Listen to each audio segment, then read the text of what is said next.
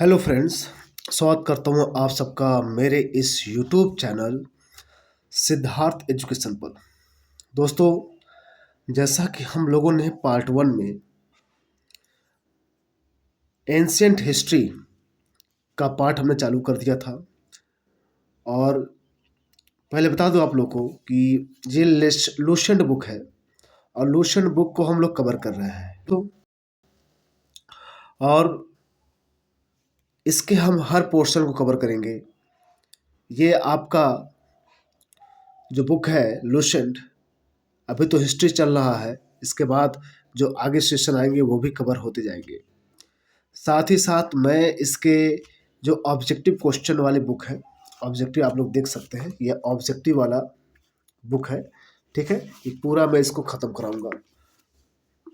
जैसे ही एक सब्जेक्ट या एक चैप्टर ख़त्म होगा तुरंत मैं स्टार्ट करूंगा उसके ऑब्जेक्टिव टाइप क्वेश्चन पर।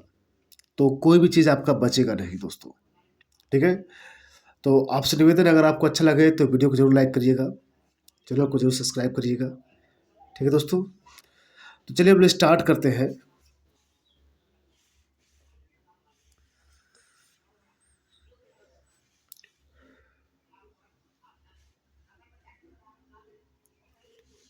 ओके, देखिए हमने पार्ट वन में कुछ देखा था। पार्ट वन हमने कुछ पार्ट कवर किए थे। एक बार मैं जल्दी जल्दी रिपीट कर देता हूँ। ओके, हमने देखा था कि भारत के इतिहास के बारे में क्या हो रही थी, चर्चा हो रही थी। ओके, क्या कहा गया है, उत्तर में हिमालय से लेकर दक्षिण में समुद्र तक फैला यह उपमहाद्वीप भारतवर्ष के नाम से जाना जाता है। ठीक है, और उपमहाद्वीप क्यों कहा गया है, आपको फर्स्ट वीडियो बताया है, आप जरूर जाके वहां पर देख लीजिएगा उपमहाद्वीप से क्यों कहा गया है। अब देखिए, जिसे महाकाव्य तथा पुराणों में भारतवर्ष अर्थात भारतों का देश तथा यहाँ के निवासियों को भारतीय अर्थात भारत की संतान कहा गया है। ओके, तो बात यह है कि भारतवर्ष की चर्चा कहाँ मिलती है, हमारे महाकाव्य पुराणों में मिलती है, और इसे भारतों का देश कहा गया है और यहाँ के निवासियों को भारतीय कहा गया है या भारत की संतान कहा गया है। ठीक है, देखिए आगे, भारत एक प्राचीन कबीले का नाम था। प्राचीन, देखिए भरत भरत एक कबीला था, एक जनजाति थी। ठीक है, और उसमें उनके जो राजा थे, राज दुष्यंत थे, अब माता शकुंतला थी। उनसे एक पुत्र की उत्पत्ति होती है और उस पुत्र का नाम था भरत। कहा जाता कि बहुत प्रतापी राजा थे, वो शेरों को दांत गिरा करते थे, और उन्हीं के नाम के आधार पर हमारे देश का नाम भारत पड़ा आगे चल करके। बाद में और भी कुछ जानकारियाँ मिलती है। ठीक है, आगे बढ़ते हैं। प्राचीन भारतीय अपने देश को जम्बूद्वीप अर्थात जामुन वृक्षों का द्वीप कहते थे। यानी प्राचीन समय में भारतीय अपने देश को क्या कहते थे, जम्बूद्वीप अर्थात जामुन या जम्बूद्वीप कहा करते थे, या जामुन के वृक्ष यहाँ ज़्यादा हुआ करते थे, इसलिए इसे जामुन यानी जम्बूद्वीप। प्राचीन ईरानी इसे सिंधु नदी के नाम से जोड़ते। ईरानी लोग की बात कर रहे हैं, ईरानी लोग की। तो ईरानी लोग हमारे देश को क्या कहते थे, जो हमारी नदी थी सिंधु नदी, उसके नाम से इस देश का नाम जोड़ते हैं हम लोग। ठीक है, क्योंकि वो लोग स की जगह ह का प्रयोग करते थे, इसलिए सिंधु जगह हिंदू हो गया, जिसे वे सिंधु न कहकर हिंदू कहते थे। यही नाम पूरे पश्चिम में फैल गया और पूरे विश्व को इसी नदी के नाम से जाना जाने लगा। ठीक है, ये बातें हैं। नेक्स्ट देखिए क्या कहा जा रहा है आप लोग से। तो पूरे पश्चिम में ही इस सिंधु नदी के नाम पर ही हमारे देश का नाम निर्धारित होने लगा। यूनानी इसे इंदे कहते थे। अब देखिए कौन लोग इसे इंदे कहते थे और किस नदी कहते थे, तो सिंधु नदी को ही लोग क्या कहते थे, इंदे कहते थे। ठीक है, सिंधु नदी को यूनानी लोग क्या कहते थे भाई, इंदे कहते थे। अरब इसे क्या कहते थे, हिंद। अरब के जो लोग थे इसे हिंद कहते थे। मध्यकाल में इस देश को हिंदुस्तान कहा जाने लगा। जो मिडिल एज था, मेडिवल पीरियड में भारत को क्या कहने लगा? हिंदुस्तान कहा जाने लगा, क्योंकि इस समय भारत में ईरानियों का, अफगानियों का आगमन ज़्यादा हो गया था, इसलिए उन लोगों ने क्या कहा? भारत को हिंदुस्तान कहा। यह शब्द भी फारसी शब्द हिंदू से बना है। ये शब्द किससे बना है? फारसी शब्द हिंदू से बना है। कौन? हिंदुस्तान। तो हिंदुस्तान एक फारसी शब्द से बना है, ये आपको याद रखना होगा। और क्या है? हिंदू से। यूनानी भाषा के इंदे के आधार पर अंग्रेज इसे इंडिया कहने लगे। आपको पता है, अभी बताया मैंने, यूनानी लोग, यूनानी जो लोग थे, हमारे देश हमारे देश को क्या करने लगे? इंडिया। किसके आधार पर?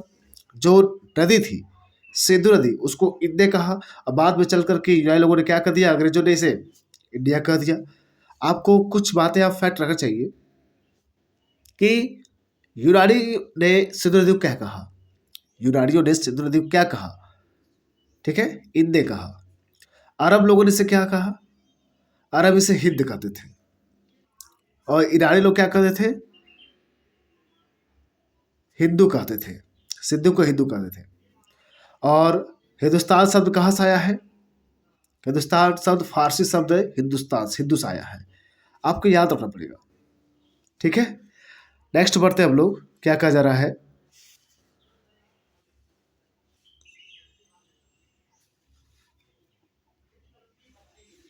देखिए, विंध्य की पर्वत श्रृंखला, विंध्य की पर्वत श्रृंखला को उत्तर और दक्षिण, ठीक है, मतलब विंध्य की पर्वत श्रृंखला। आपको पता होगा कि हमारा जो भारत है, एक सेकेंड, ये क्या हो गया?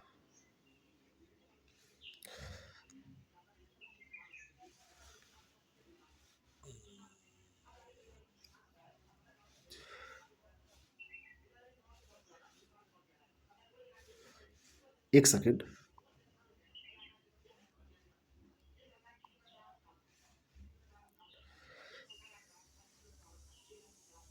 आपको फिगर बना कर दिखाना चाहता हूँ, इसलिए ऐसा हो गया।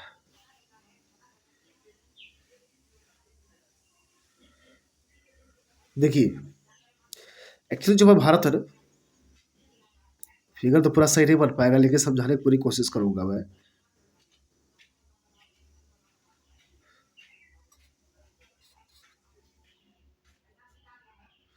देखिएगा, ये भारत जो हमारा है, ये बीच वाला एरिया जो है, से ये क्या है? ये विंध्य की पर्वत है। अब विंध्य की जो पर्वत है, भारत को कितने भागों में बांटी है? दो भागों में।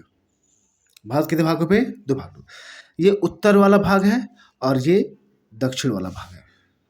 ठीक है, ये उत्तर वाला भाग है, ये दक्षिण वाला भाग है। अब यहाँ पर देखिए, कुछ बातें कही जा रही है। मैं कलर नहीं चेंज करूंगा, ठीक है? कलर, अच्छा, मैं कलर चेंज कर देता हूँ और बैटर वही रह दूंगा, क्योंकि आप लोग अच्छी तरह समझ जाओगे। रेड ले लेता हूँ। देखिए क्या कहा जा रहा है।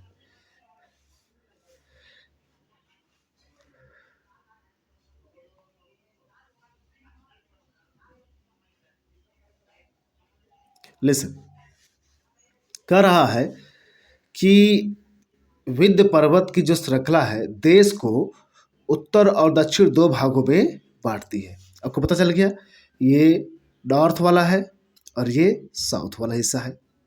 ठीक, फिर क्या कर रहा है? उत्तर में इंडो यूरोपियन, क्या है? उत्तर में कौन सी भाषा बोली जाती है?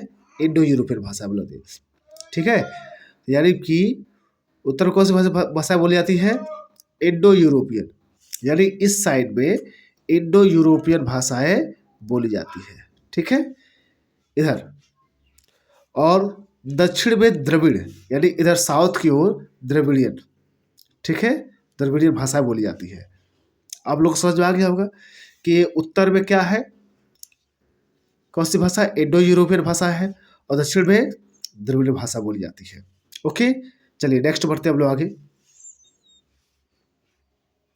यहाँ पे क्या कहा जा रहा है? भारत की जनसंख्या का निर्माण जिन प्रमुख नस्लों के लोगों के मिश्रण से हुआ है वो इस प्रकार है: प्रोटो ऑस्ट्रोलाइट, पैलियो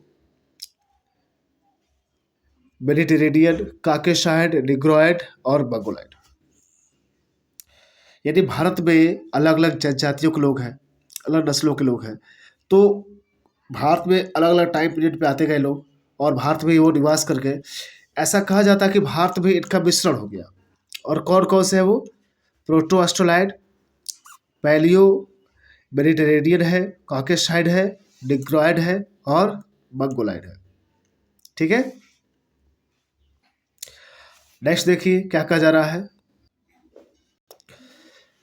भारतीय इतिहास को अध्ययन की सुविधा के लिए 3 भागों में बांटा गया है। कितने भागों में?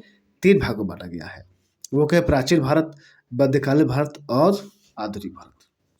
इसे एंशिएंट हिस्ट्री, मिडिवल हिस्ट्री और मॉडर्न हिस्ट्री कहते हैं। फिर देखिए, सबसे पहले इतिहास को 3 भागों में बांटने का श्रेय जर्मन इतिहासकार कौन थे? वो क्रिस्टोफ सेलेरियस को जाता है। यानी एंशिएंट, मेडिवल और मॉडर्न को बांटने का श्रेय किसको आता है? क्रिस्टोफ सेलियरस को। यह क्वेश्चन पूछा जाएगा जब प्रैक्टिस हम लोग कराऊंगा तो वहां पे क्वेश्चन आएगा।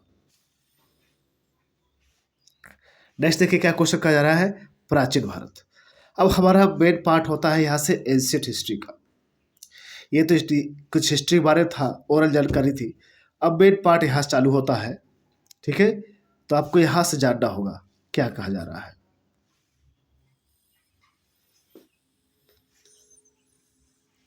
प्राचीन भारत।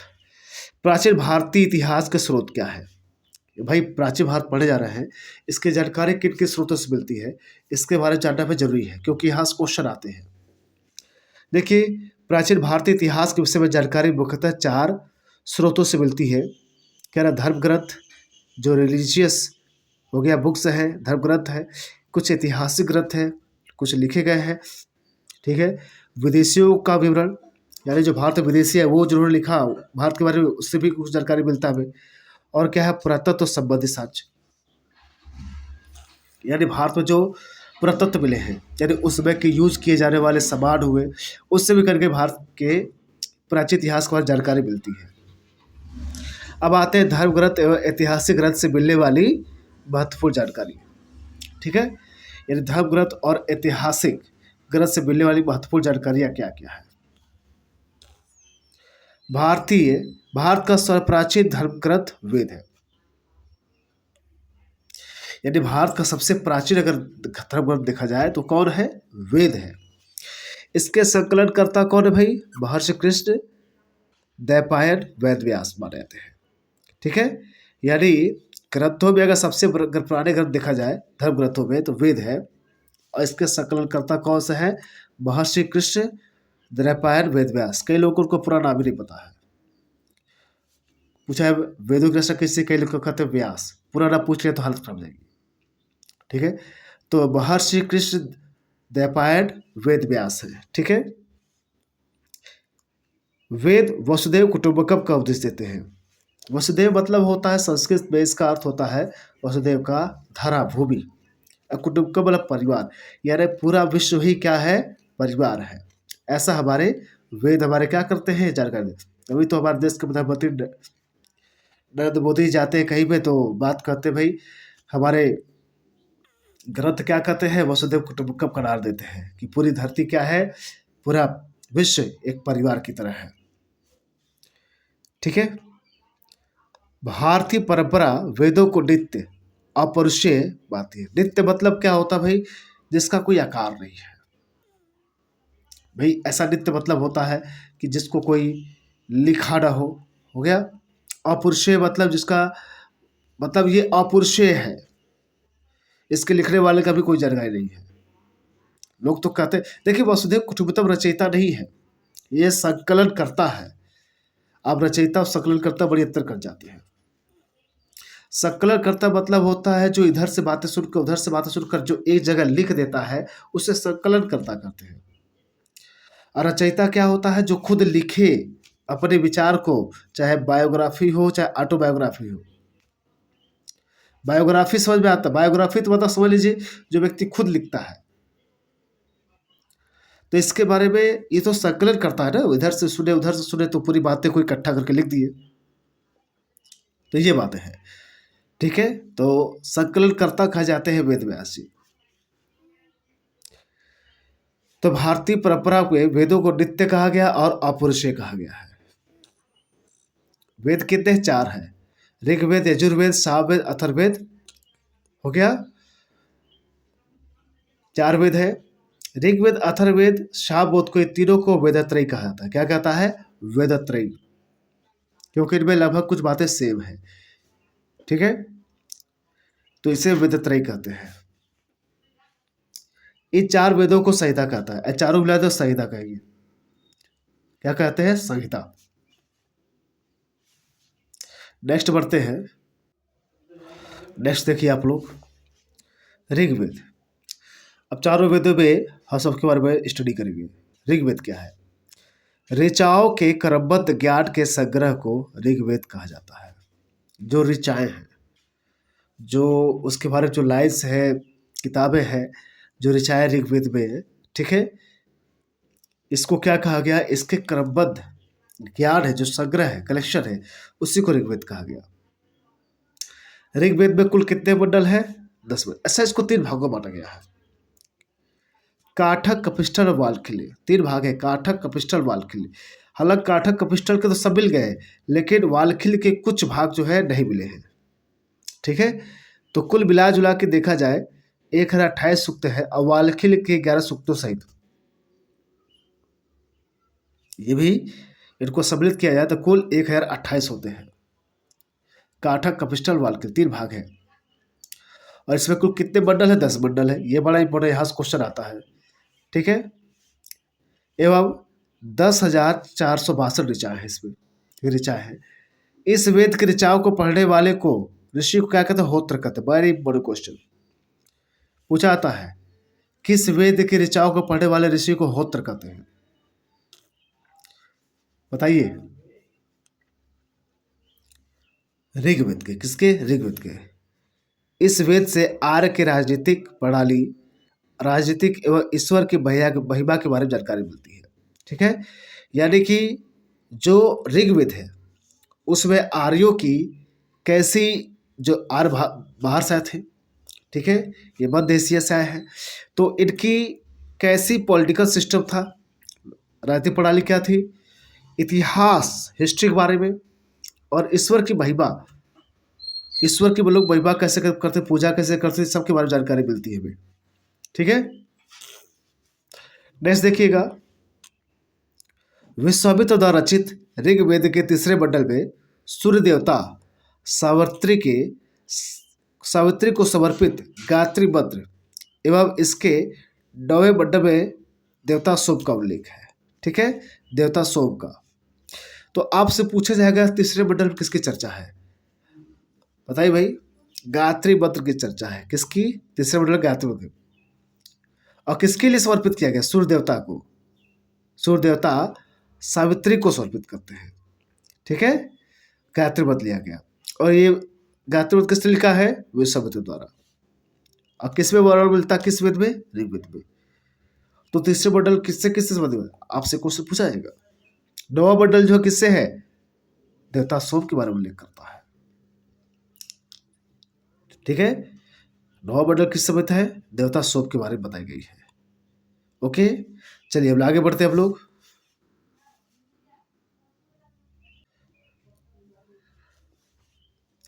आगे देखिए क्या कहा जा रहा है।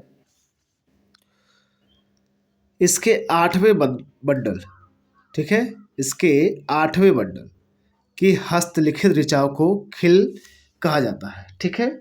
8वें मंडल, जो 8वें मंडल में जो हस्तलिखित ऋचाएं है, हस्तलिखित ऋचाएं है, उसको क्या कहा गया? खिल कहा गया। क्या कहा गया? खिल कहा गया। ऋग्वेद का 10वां मंडल सबसे बड़ा मंडल है, ठीक है। ऋग्वेद का कौन सा मंडल? 10वां मंडल। तो ऋग्वेद का 10वां मंडल जो सबसे बड़ा मंडल है, इसमें किसकी किसकी चर्चा मिलती है? देखिए कैसे बड़ा है। इसमें नदी स्तुति की चर्चा मिलती है, मतलब नदियों की चर्चा मिलती है इसमें। आपको इसी में ही देखिएगा सिंधु नदी चर्चा मिलेगी, यमुना नदी चर्चा मिलेगी, गंगा नदी चर्चा मिलेगी, कई नदियों की चर्चा यहाँ पर मिलती है। तो इसमें नदी स्तुति की है, नदियों पर प्रशंसा मिलती है। पुरुष सूक्त है, वैदिक समाजशास्त्र के बारे में बताता है। पुरुषों की पुरुष सूक्त, इसमें आपको पता चलेगा जो समाज के 4 वर्ण व्यवस्था थी, ब्राह्मण क्षत्रिय वैश्य शूद्र, उसके बारे में चर्चा मिलेगी आपकी। नदी नासदीय सूक्त, इसमें क्या है, ब्रह्मांड के सृजन के बारे में जानकारी मिलेगी नासदीय सूक्त में। और सूर्य सूक्त मतलब विवाह श्लोक, यानी विवाह के क्या प्रकार थे, क्या भाग थे, वो सब के बारे में आपको चर्चा यहाँ पर दी गई है। ठीक है, चलिए आगे बढ़ते हम लोग।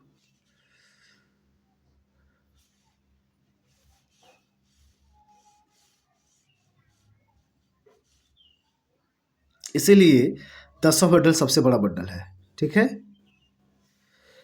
अब यहाँ देखिए चातुर्वर्ण समाज में 4 जो वर्णों का समाज था, इस सब की कल्पना आदि स्रोत ऋग्वेद के 10वें मंडल में वर्णित है। इसे पुरुष सूक्त कहते हैं। ऋग्वेद के 10वें मंडल में इसके बारे में चर्चा मिलती है। क्या कहा जा रहा है, जिसके अनुसार 4 वर्ण थे, ब्राह्मण क्षत्रिय वैश्य शूद्र आदि। पुरुष ब्रह्मा के मुख भुजाओं जघाओं और चरणों से उत्पन्न हुए। ठीक है, यानी ऐसा पुरुष जो, मतलब कहने का ये है, जो ब्राह्मण थे वो मुख से उत्पन्न हुए ब्रह्मा के, जो क्षत्रिय थे वो भुजाओं से, जो वैश्य थे, ठीक है, वो जघाओं से, और शूद्र किससे हुए, चरणों से, ऐसा कहा जा रहा है। ठीक है, ये ब्रह्मा के क्रमशः ही जो अंगों के पाठ दिए गए हैं, तो ब्राह्मण क्षत्रिय वैश्य शूद्र का जन्म यहाँ से हुआ है। ठीक है, तो ये किस मंडल के, ऋग्वेद के 10वें मंडल में ये 4 सूक्तों पर चर्चा मिलती है। नेक्स्ट देखिए, धर्मसूत्र क्या है। ये धर्मसूत्र बताते हैं 4 प्रमुख जातियों की स्थिति बताते हैं, व्यवसाय बताते हैं, दायित्व बताते हैं, कर्तव्य विशेषाधिकार बताते हैं। यानी कि धर्मसूत्र बताता है कि इन 4 जातियों की व्यवसाय क्या थे, दायित्व क्या थे, कर्तव्य क्या थे, और इनके विशेषाधिकार क्या थे, क्या इनको पावर था, क्या राइट था, क्या अधिकार था, सब बारे में बताते हैं। किसमें, धर्मसूत्र में। क्या पता चलता है, धर्मसूत्र में। आइए देखिए, ऋग्वेद के कई परिच्छेदों से प्रयुक्त अधड्य, मतलब जिसका वध नहीं किया जा सकता, किया जाता है, शब्द का संबंध गाय से है। यानी एक अधड्य शब्द भी मिलता है, और ये अधड्य शब्द किसको रिप्रेजेंट करता है भाई, गाय से। यानी इस समय गाय बहुत पवित्र है, गायों के लिए युद्ध हुआ करते थे उस समय, आपको बता दें उस समय गायों के लिए युद्ध हुआ करते थे। तो ऋग्वेद के कई परिच्छेदों प्रयुक्त अधड्य है, जिसका वध नहीं किया सकता है, इसका संबंध किससे, गाय से है। ऋग्वेद में ब्रह्म का उल्लेख तो है किंतु आत्मा का नहीं है, ये पूछा सकता है। ऋग्वेद में ब्रह्म का उल्लेख है लेकिन आत्मा का उल्लेख नहीं किया गया है, आपको पता होना चाहिए। ठीक है दोस्तों, चलिए हम लोग आगे चलते हैं। अब ये रही जानकारी किसके, ऋग्वेद के बारे में। इसको हमें लगता था पहले देना चाहिए था, लेकिन ये बाद में दे दिया गया है। ठीक है, चलिए आपको बता देते हैं इसके बारे में। ईसा पूर्व एवं ईस्वी किसे कहा गया है। देखिए, जो हम लोग कैलेंडर यूज करते रहे वो ग्रेगोरियन कैलेंडर है। ठीक है, ये ईसाई कैलेंडर है, जूलियन कैलेंडर है, ये हम लोग कैलेंडर आज यूज करते हैं। ये किससे से, ईसाई धर्मगुरु ईसा मसीह के जन्म वर्ष। ठीक है, जन्म वर्ष को हम क्या करते हैं, इनको मतलब इनके जन्म वर्ष पर कल्पित आधारित है, कल्पित पर आधारित है। तो अगर मान लीजिए ईस्वी और बीसी किसे कहना है, या ईसा पूर्व या ईस्वी किसे कहना है, आपको बताता हूँ। ऐसे मान लीजिए, हम मान लीजिए एक लाइन है हमारा, ये टाइम पीरियड वाली लाइन है, तो हम क्या किए, यहाँ पर मान लीजिए ईसा मसीह का जी का जन्म इस टाइम पीरियड 0 मान लेते हैं, मतलब जहाँ जन्म हुआ उसको हम 0 मान लेते हैं, स्टार्टिंग हुआ होगा। अब इसके बाद ही हमारा चालू हुआ, आज हमारा कितना आ गया, 1900 क्या 2024 आ गया, 2024 आ गया। ठीक है, इसके बाद इनके जन्म के बाद ही जितना चालू हुआ 2024 आ गया, यानी अंग्रेज भी इसी समय आए होंगे, मुगल भी आए हैं, ठीक है, तुर्की भी इसी समय आए, हर्षवर्धन का पीरियड भी इसी समय था। यानी इसके बाद जो भी घटनाएं हुई ईसा मसीह के जन्म के बाद, वो सब क्या बोली, कॉमन एरा का है, क्या, सीई, उसे बोलते हैं सीई, या एडोडॉबरी बोलते हैं, क्या बोलते हैं, एडोडॉबरी बोलते हैं, या इसे कहते हैं एडोडॉबरी, एडी भी कह सकते हैं। इसी को हिंदी में ईस्वी कहते हैं, क्या कहते हैं, ईस्वी कहते हैं, ठीक है। लेकिन ईसा मसीह के जन्म के पहले की जो भी घटनाएं थी, जैसे मौर्य काल हुआ, ठीक है, या मौर्य काल था, महाजनपद काल हुआ आपका, ये वैदिक हुआ, उत्तर वैदिक काल हुआ, वैदिक काल हुआ, या सिंधु घाटी सभ्यता, सब प्राचीन जितने काल हो गए सब ये बीसी कहलाएंगे। इसे बोलते हैं बिफोर क्राइस्ट, हो गया, या before the birth of Jesus Christ बोलते हैं, बीसी। इसी को हम क्या बोलते हैं, ईसा पूर्व बोलते हैं, ईसा पूर्व कह दीजिए इसी को। ओहो, तो ध्यान दीजिएगा, थोड़ा सा हाथ लगता है तो पूरा स्क्रीन ही हट जाता है। इसे ईसा पूर्व कहते हैं, ठीक, इसे ईसा पूर्व, यानी इसके बाद की जो भी घटना है ये ईसा पूर्व है। यह ईसा मसीह जीसस जी का जन्म हुआ था। इसके बाद, इसके पहले की जितनी घटना ईसा पूर्व, इसके बाद की जो घटना है ईस्वी कराएगी। आई होप इसी को ही कॉमन एरा कहते हैं या एडी कहते हैं, ठीक है, एडोडॉबरी। और इसके बाद पहले वाला बीसी कहा गया है, before the birth of Jesus Christ बोलते हैं, ठीक है। चलिए नेक्स्ट आगे बढ़ते हैं हम लोग, क्या कहा जा रहा है ये बात, पूरी बातें समझ लेते हैं, आपको समझा दिया ही मैंने। तो ईसाई धर्म गुरु ईसा मसीह के जन्म के आधार पर यह कल्पित है। और क्या कहा गया है, ईसा मसीह के जन्म के पहले के समय को ईसा पूर्व कहा गया। क्या कहा गया, ईसा पूर्व, बीसी कहा जाता है। और ईसा पूर्व में वर्षों की गिनती कैसी होती है, उल्टी होती है। आप खुद आप डिसाइड कर सकते हो, या ईसा मसीह जी का जन्म हुआ था तो ये क्या था, 300 ईसा पूर्व किसका था, बीसी जो था मौर्य काल का था, मौर्य पीरियड। इसके इधर जाएंगे 600, क्या करेंगे, महाजनपद काल था। यानी देखिए उल्टा आ रहा ही नहीं, 600 के बाद 300 आ गया। लेकिन इधर आगे जब बढ़ेंगे तो बढ़ेगा ये, यानी 1 2 ऐसे 100 200 300 400 500 600, आज 2000 कितना 24 चल रहा है, ठीक है, ये टाइम पीरियड है। यानी कि बीसी वाले में घटता है और यहाँ वाले क्या होता है, बढ़ता है, ठीक है। अब देखिए इसमें क्या कहा गया कि जैसे महात्मा बुद्ध का जन्म 563 ईसा पूर्व में हुआ, 563 ईसा पूर्व में हुआ था ना, बहुत महात्मा बुद्ध का जन्म। और क्या कहा, मृत्यु कब हुई थी, 483 ईसा पूर्व में हुई थी। जो मृत्यु मानी जाती है 483 ईसा पूर्व मानी जाती है, ठीक है। तो देखिए उल्टा आया ना, उल्टा है क्योंकि बीसी घटना है ना, ये बीसी वाली यहाँ जन्म हुआ होगा 563, ठीक है। अब समय बढ़ेगा तो इधर जाएगा ना, तो ये क्या है, ये 483 है ईसा पूर्व, ठीक है। तो यहाँ की मृत्यु हुई होगी और यहाँ ईसा मसीह का जन्म की बात है, ये बात है यहाँ पर, ओके। यानी ईसा मसीह के जन्म के 563 वर्ष पूर्व गौतम बुद्ध का जन्म हुआ था। तो भाई 563 पीछे जाएंगे तो उनका जन्म हुआ, और 463 पूर्व उनकी क्या हुई थी, गौतम बुद्ध जी की मृत्यु हुई थी, ठीक है। आगे देखिए, ईसा मसीह के जन्म से आरंभ हुआ सन ईस्वी कहलाता, बताया ना भी, इसके बाद वाला जो भी होगा ये सब क्या होगा, ईस्वी कहलाएगा। यहाँ पे ईसा मसीह जी का जन्म हुआ था, ठीक है। फिर क्या कहा जा रहा है, इसलिए इसे संक्षेप में ई लिखते हैं। ई को लैटिन भाषा में एडी भी लिखा जाता है। एडी मतलब एडोडॉबरी, जिसका अर्थ क्या होता है भाई, जिसका अर्थ होता है in the year of Lord Jesus Christ, यानी किसके समय काल है, लॉर्ड जीसस क्राइस्ट के समय के काल की बात हो रही है, यानी उसी के बाद की बात हम लोग चल रहे हैं। देखिए आगे क्या कहा जा रहा है, विंसेंट आर्थर स्मिथ ने प्राचीन भारत का पहला सुव्यवस्थित इतिहास अर्ली हिस्ट्री ऑफ इंडिया 1904 में तैयार किया।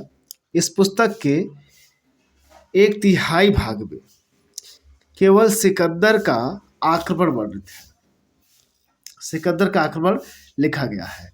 तो भाई अंग्रेज है, अपने अपने स्वार्थ से क्या है वो भरपूर है, इसलिए भारत के बारे में ज़्यादा लिखा नहीं, इसलिए अपने जो उनके रियल हीरोज थे उनके बारे में ज़्यादा लिखा। लेकिन फिर भी कहा जाता है कि एक सुव्यवस्थित इतिहास लिखा गया था, भारत का पहला था ये, पहला सुव्यवस्थित इतिहास लिखा गया। किस लिखा था? विसेंट आर्थर स्मिथ ने लिखा था। क्या नाम था पुस्तक का? अर्ली हिस्ट्री ऑफ इंडिया 1904 में। एक तिहाई भाग में किसकी चर्चा है? एक सिकंदर की चर्चा है, सिकंदर की चर्चा की गई। ठीक है, आगे देखिए क्या कहा जा रहा है, मैं इधर कर लेता हूँ अपने आप को। और क्या कहा जा रहा है, इससे भारत को एक स्वैच्छाचारी शासन वाला देश कहा गया। देखो भारत के बारे में बुराई लिखी गई है, भारत के बारे में बुराई लिखी गई, स्वैच्छाचारी मतलब ये तानाशाही वाला शासन बताया जा रहा है। यहाँ के राजा जो था स्वैच्छाचारी था, वो गणतांत्रिक नहीं था, जबकि ऐसा गलत है। हर जगह नहीं स्वैच्छाचारी थे, कुछ जगह थे। देखिए, जिससे ब्रिटिश शासन की स्थापना से पहले कभी राजनीतिक एकता का अनुभव नहीं हुआ। यानी कहा ये जा रहा है कि इसमें ब्रिटिश शासन की स्थापना से पहले कभी राजनीतिक एकता का अनुभव नहीं हुआ, ऐसा बताया जा रहा है। ठीक है, जो कि गलत है। भारत में कई बार राजनीतिक एकता का अनुभव हुआ। आपको पता है सम्राट अशोक हुए, चक्रवर्ती अशोक सम्राट हुए, कहाँ से कहाँ तक भारत की विजय पताका लगाई थी। ठीक है, तब तो ये भारत में अंग्रेजों का था पता नहीं था। समुद्रगुप्त हुए, उत्तर से दक्षिण का पूरा भाग कब्जा किया था, पूरा राजनीतिक एकता स्थापित की थी। तो ये अंग्रेजों का चाल था कि भारत को किसी किसी तरह बदनाम करना था। ठीक है, उनको दिखा था कि तुम कभी ऐसे नहीं रहे हो। उन्होंने लिखा कि वस्तुतः भारतीय इतिहासकारों का सरोकार शासन के एकमात्र स्वरूप तानाशाही से ही है। यानी कि भारतीय इतिहासकारों का सरोकार वो किसके बारे में बताते हैं भाई, कि भारत एकमात्र तानाशाही देश के रूप में ही रहा है।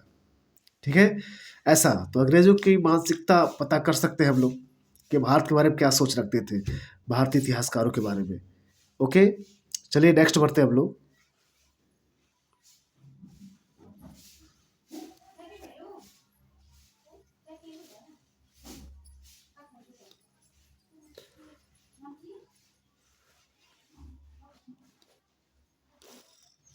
वामन अवतार, वामन अवतार क्या है?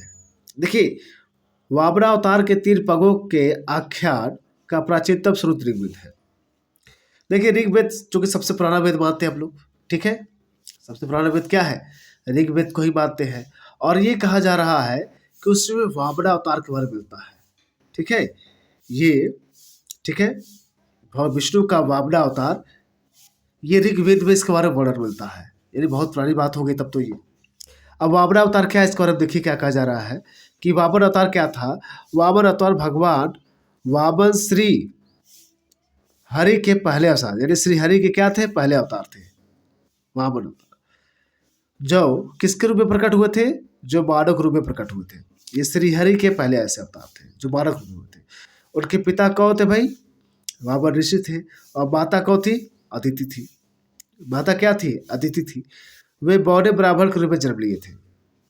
भागवत पुराण के अनुसार वामन अवतार का उद्देश्य भगवान विष्णु द्वारा इंद्र को पुनः स्वर्गलोक क्या कहता था? पुनः स्वर्गलोक पर अधिकार दिलाना था। ऐसा कहा जा रहा है कि वामन अवतार इसलिए लिया गया था भगवान विष्णु द्वारा, ताकि इंद्र को फिर से क्या कैसा है? स्वर्गलोक दिलाया जा सके, ये स्वर्गलोक का अधिकार। वामन भगवान को दक्षिण भारत में उपेंद्र का, दक्षिण भारत में जाइए तो इनको किस नाम से पुकारते हैं? उपेंद्र के नाम से। इनको उपेंद्र के नाम से जाना है साउथ में। ठीक है, नेक्स्ट देखिए, ऋग्वेद में इंद्र के लिए 250, अग्नि के लिए 200 ऋचाओं की रचना की गई। ये यशस्वी डायट क्वेश्चन आया। ऋग्वेद में इंद्र के लिए कितने ऋचाएं लिखी गई है? 250। ठीक है, यानी 250। और अग्नि के लिए 200 ऋचाएं लिखी गई है।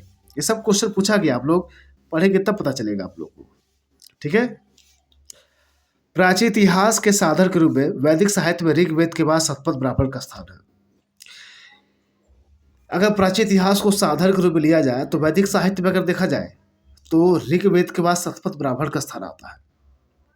ठीक है, जैसे ऋग्वेद में ही उसका जो ब्राह्मण ग्रंथ है, ब्राह्मण ग्रंथ मतलब जो वेदों को आसान भाषा में समझाने की कोशिश करते हैं, उसे ब्राह्मण ग्रंथ बोलते हैं। तो ऋग्वेद को आसान भाषा में समझाने का स्रोत किससे मिलता है? शतपथ ब्राह्मण मिलता है।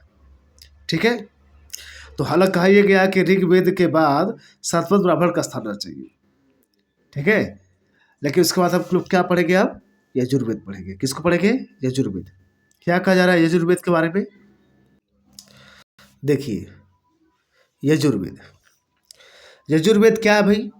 सस्वर पाठ के लिए मंत्रों तथा बलि के समय अनुपालन के लिए नियमों का संकलन यजुर्वेद कहलाता है।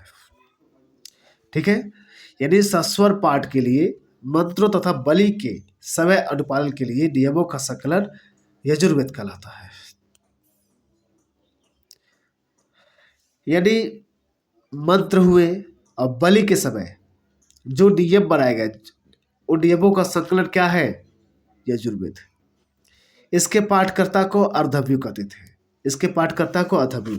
अच्छा, ऋग्वेद के ऋचाओं को पढ़ने वाले ऋषि को क्या कहते हैं? बताइए, ऋग्वेद के ऋचाओं को पढ़ने वाले ऋषि क्या कहते हैं? उसको होत्र कहते हैं। होत्र कहते हैं ना। देखिए, मैंने पढ़ाया था, आप लोग भूलोगे तो काम नहीं चलेगा। होत्र, ठीक है, होत्र कहते हैं। तो यहाँ पर क्या कहा गया? यहाँ पर अर्धव्यु कहा गया है। बलि की चर्चा कहाँ मिलती है? यजुर्वेद मिलती है। ठीक है, ठीक है, आगे बढ़ते हम लोग। क्या कहा जा रहा है? यजुर्वेद में यज्ञों के नियमों विधि विधानों का संकलन मिलता है। ठीक है, यानी यजुर्वेद में ही जो यज्ञों के नियम है, विधि विधान है, यज्ञ के समय क्या नियम होंगे, क्या फॉलो होंगे, ये सब की चर्चा क्या मिलती है? यजुर्वेद मिलती है। इसी में बलि तो मिलता है, बलिदान विधि का ही वर्णन मिलता है, बलिदान विधि। और कहा जाता है कि ये एक ऐसा वेद है यजुर्वेद जो गद्य और पद्य दोनों में है। किसमें है? गद्य और पद्य दोनों में है। कौन? यजुर्वेद। तो यजुर्वेद गद्य और पद्य दोनों में है। ठीक है, आपको पता चला ना कि बलि के समय क्या नियम होंगे, मंत्रों के, हो गया। और इसके पाठकर्ता को अर्धव्यु कहते हैं। यजुर्वेद में यज्ञ के समय क्या नियम होंगे, क्या विधि विधान होंगे, बलिदान की समय बलिदान विधि क्या है, प्रोसेस क्या है, और यह वेद गद्य और पद्य दोनों में दिया गया है। इतनी बातें आपको पता चली। चलते हैं हम लोग नेक्स्ट पार्ट पर।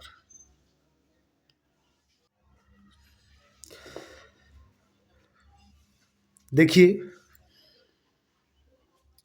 हम आ गए हैं अब सामवेद पर।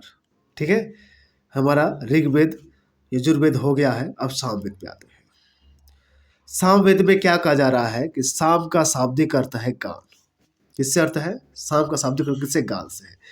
इसमें, इस वेद में मुख्यतः यज्ञों के अवसर पर गाए जाने वाले ऋचाओं मंत्रों का संकलन किया गया है। यानी यज्ञों के समय कौन से मंत्र गाए जाएंगे, हो गया, कौन सा गान होगा, गान संगीत के बारे में इसमें वर्णन किया गया है। ठीक है, इसमें संगीत के बारे में वर्णन किया गया है। और इसके पाठकर्ता को उद्रात कहते हैं। उद्रात कहते हैं इसके पाठकर्ता को। आपको पता है ना, अर्धव्यु किसके? यजुर्वेद के। अहोत्र सामवेद, क्या कहते हैं, होत्र किसके ऋषि कहा गया पढ़ने वाले को? वेदों के। ठीक है, और यजुर्वेद में अर्धव्यु कहा गया और सामवेद में उद्रात कहा गया। देखिए, सब रेड लगाए गए, सोने बड़े क्वेश्चन है ये। असम का शब्द किससे अर्थ है? गान से है। ओके, नेक्स्ट देखिए, इसके पाठकर्ता को उद्रात कहते हैं। इसका संकलन ऋग्वेद पर आधारित है। इसमें 1810 सूक्त हैं जो प्राय ऋग्वेद से लिए गए हैं। क्या है? इसके 1810 जो सूक्त है कहाँ से लिए गए हैं? ऋग्वेद से लिए गए हैं। भारतीय संगीत का जनक कहा जाता है इसे। भारतीय संगीत का यानी इंडियन सिंगिंग का मतलब जो क्या कहते हैं हमारे यहाँ संगीत है, हो गया, म्यूजिक है, ये कौन इसका जनक है भाई? सामवेद है। ओके, आगे देखिए क्या कहा जा रहा है। यजुर्वेद तथा सामवेद में किसी विशिष्ट घटना का वर्णन नहीं मिले, यदि कोई विशिष्ट घटना नहीं है, ठीक है, किसी विशिष्ट घटना का वर्णन नहीं मिलता है। हालांकि हम ऋग्वेद के 10वें मंडल में लिखते हैं तो क्या बोलते हैं, पुरुषी नदी पर दासराज युद्ध के बारे में चर्चा मिलता है, दासराज युद्ध के बारे में चर्चा मिलती है, लेकिन यहाँ पर यजुर्वेद सामवेद में नहीं मिलता है। ओके, नेक्स्ट देखिए क्या कहा जा रहा है। अथर्ववेद। अथर्ववेद क्या है, अथर्वा ऋषि द्वारा रचित किया गया इसको। अथर्वा ऋषि द्वारा रचित इस वेद में कुल 731 मंत्र हैं। कितने मंत्र हैं? 731 मंत्र, लगभग, ठीक है, लगभग 6000 पद्य हैं। इसके कुछ मंत्र वैदिक मंत्रों से भी प्राचीन है। क्या है? जो वैदिक मंत्र है उससे भी प्राचीन है। औषधों का उल्लेख सबसे पहले आर्यों में मिलता है, यानी जो भी हमारे यहाँ औषधि है सबसे पहले कहाँ मिलता है भाई, इसकी चर्चा अथर्ववेद मिलती है। ठीक है, कहाँ मिलती है? अथर्ववेद मिलती है। तो आपको समझ में आएगा नहीं? तो कुछ मंत्रों वैदिक ऋग्वैदिक मंत्र भी है इसमें, और इसमें आपको औषधि के बारे में चर्चा मिलती है। तो आप ये याद रखिए, अथर्व ऋषि और औषधि के बारे में चर्चा मिलती है। ऐतिहासिक दृष्टि से अथर्ववेद का महत्व इस बात में है कि इसमें समानतः समान मनुष्यों के विचार, यानी समान मनुष्य और अंधविश्वास का भी चर्चा मिलता है। याद रखिएगा आप लोग, पूछा गया है समान मनुष्यों के विचार यानी समान व्यक्तियों से संबंधित वेद कौन सा है? समान व्यक्ति विचार संबंधित वो अथर्ववेद है। अंधविश्वास संबंधित कौन है? ये अथर्ववेद है। ठीक है, और पृथ्वी सूक्त अथर्ववेद का प्राचीन प्रतिनिधि सूक्त माना जाता है, यानी कि एक हिसाब से कह दिया जाए प्रतिनिधि सूक्त है। कौन? पृथ्वी सूक्त। ठीक है, तो हमने देखा अथर्ववेद का प्रतिनिधि सूक्त बनाता है। ठीक, तो यह अथर्वा ऋषि हमने देखा। ठीक है, औषधि वाली चर्चा, समान मनुष्य वाले विचारों अंधविश्वासों की चर्चा मिलती है। और पृथ्वी सूक्त क्या है? इसका प्रतिनिधि सूक्त है पृथ्वी सूक्त। इससे मानव जीवन के सभी पक्षों, गृह निर्माण, कृषि की उन्नति, व्यापारिक मार्गों का गाहन मतलब खोज, रोग निवारण, समन्वय विवाह, ठीक है, और प्रणय गीतों, राजभक्ति, राजा का चुनाव, बहुत से वनस्पतियों एवं औषधियों, शाप, वशीकरण, प्रायश्चित। ठीक है, वशीकरण पे क्वेश्चन, वशीकरण की चर्चा किस में मिलती है? अथर्ववेद में। प्रायश्चित हुआ, मातृभूमि महत्व हुआ, ठीक है, आदि का विवरण दिया गया है। इसमें जादू टोने का ही वर्णन मिलता है। क्या मिलता है? जादू टोने का ही वर्णन मिलता है। किसमें? आपके ऋग्वेद में, अथर्ववेद में ये सारी जानकारी हमें मिलती है। नेक्स्ट देखिए क्या कहा जा रहा है। अथर्ववेद में परीक्षित को कुरुओं का राजा कहा गया है। जो परीक्षित जनजाति थी, जो कुरु जनजाति थी, उसी की राजा कौन थे? परीक्षित थे। कुरु देश की समृद्धि का अच्छा चित्र मिलता है। कुरु देश की समृद्धि यानी देश को धनवान बनाना, देश को मतलब समृद्ध करने का श्रेय कुरुओं को भी जाता है। ठीक है, एक अच्छा चित्रण मिलता है कुरुओं के बारे में। इसमें सभा एवं समिति को प्रजापति की 2 पुत्रियां कहा गया है। ठीक है, यहाँ सभा और समिति थी। ठीक है, इसमें सभा समिति थी, और ये सभा समिति क्या थी? प्रजापति की 2 पुत्रियां कहा गया है। वेदों की भी कई शाखा है जो वैदिक अध्ययन और व्याख्या से जुड़े विभिन्न दृष्टिकोणों का प्रतिनिधित्व करती है। ठीक है, शाकल शाखा ऋग्वेद से जुड़ी एकमात्र जीवित शाखा है। शाकल शाखा, शाकल शाखा किससे है? शाकल शाखा किससे है? ये ऋग्वेद से जुड़ी हुई है, एक शाखा है। ठीक है, तो एक याद रखिएगा, रेड लाइन किया गया है, रेड। यजुर्वेद को 2 भागों में बांटा गया है। कितने भागों में? 2 भागों में बांटा गया। किसको? यजुर्वेद को। देखिए, यजुर्वेद को 2 भागों में बांटा गया है, शुक्ल यजुर्वेद और कृष्ण यजुर्वेद। ठीक है, और देखिए माध्य दीन काव्य, ये शुक्ल यजुर्वेद के भाग है। किसके हैं? शुक्ल यजुर्वेद के 2 भाग हैं, माध्य और काण्व, और अथवा वाजस्नेही संहिता हो गया, अथवा शुक्ल यजुर्वेद को ही वाजस्नेही संहिता भी कहते हैं। इसके 2 भाग कौन का है भाई? माध्य दीन और काण्व है। ठीक है, माध्य दीन और काण्व है। नेक्स्ट देखिए, कृष्ण यजुर्वेद से जुड़ी शाखाएं। कृष्ण यजुर्वेद मतलब यही जो यजुर्वेद का 2 भाग है, इसे काठक, कपिष्ठल, मैत्रायणी और तैत्रीय, मैत्रायणी और तैत्रीय इसके भाग हैं। ठीक है, कृष्ण यजुर्वेद की शाखाएं हैं काठक, कपिष्ठल और मैत्रायणी, तैत्रीय। ये देखिएगा, ये किसके भाग है? कौतुब, रामायणी, जैमिनी, तलवार, ये सामवेद की है। कौतुब, रामायणी, जैमिनी और तलवार हो गया। तलवाकार है, तलवाकार है, तलवार है, तलवाकार है, ये सामवेद की शाखाएं हैं। अथर्ववेद की कौन सी है?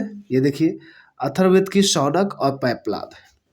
अथर्ववेद की शौनक और पैपलाद है। ठीक है, अब प्राचीन, सबसे प्राचीन वेद एवं इसके सबसे प्राचीन वेद कौन है? ऋग्वेद है। और सबसे बाद का वेद कौन है? अथर्ववेद है। यहाँ से क्वेश्चन पूछा गया कई बार, ऐसा छोटे मोटे एग्जामों में आया है। सबसे प्राचीन वेद कौन सा है और सबसे बाद का वेद कौन सा है? आ रही बात समझ में दोस्तों? तो दोस्तों, हमें लगता है आप लोग को जो भी मैंने पढ़ाया है वो आप लोग को अच्छी तरह समझ में आया होगा। ठीक है, और आप लोग से निवेदन है कि अगर आपको वीडियो अच्छा लगे तो ज़रूर इसको, अगर आपको वीडियो अच्छा लगे दोस्तों तो ज़रूर इसको सब्सक्राइब करिएगा चैनल को, और थोड़ा लाइक करिएगा ताकि हम लोग को मोटिवेशन मिल सके। और हम जिनको ज़रूरत है, जिन भाई बहनों या दोस्तों को ज़रूरत है, आपके संबंधी या संपर्क को, उनको जरूर शेयर करिएगा। और मैं ये पूरी बुक ख़त्म कराऊंगा। ये जो लुसेंट का जो आपका जीके बुक है पूरा ख़त्म कराऊंगा। और इसका प्रैक्टिस मैंने बताया था ना, आपका ये जो प्रैक्टिस बुक है ये, ओके, ये प्रैक्टिस वाला बुक भी मैं पूरा ख़त्म कराऊंगा।